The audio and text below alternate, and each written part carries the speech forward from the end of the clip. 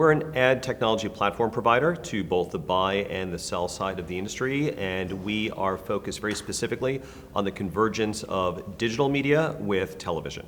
Right.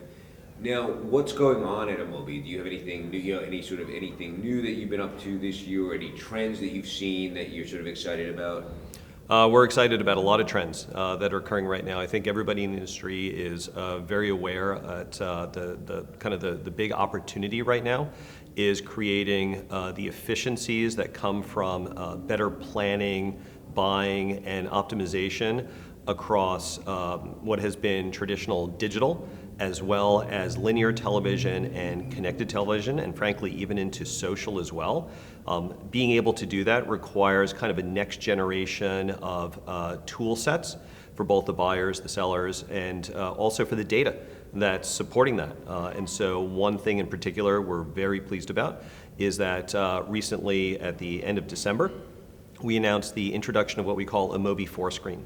And 4-Screen is a new measurement solution that we're doing in conjunction, actually first in market in conjunction with Nielsen and their Grace Note division. And it allows us to get seamless audience level measurement with Nielsen verified demographics across all 4 screens. What are the 4 screens? That's linear television, connected television, mobile devices, and fixed devices. And so for both buyers and sellers, being able to get one simple, holistic view of reach and frequency, whether it's across a demo audience or their strategic audience target defined out of their first-party digital data, is something they haven't been able to do before. And that fundamentally changes, once you can measure that, it fundamentally changes how you can plan and transact on media across all of those formats. Ultimately, it's about being able to find one audience everywhere. Right.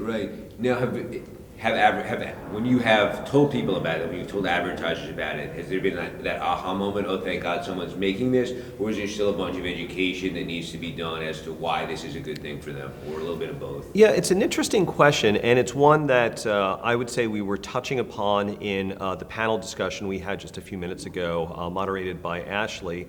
And what we're seeing is that I would generally say that the senior executives across, again, both buy and sell side, whether that's the agencies or brands direct or the broadcasters and programmers, senior teams everywhere recognize that they need to move more quickly. They need to get their organizations to move more quickly in being able to approach advertising in a much more converged and holistic way.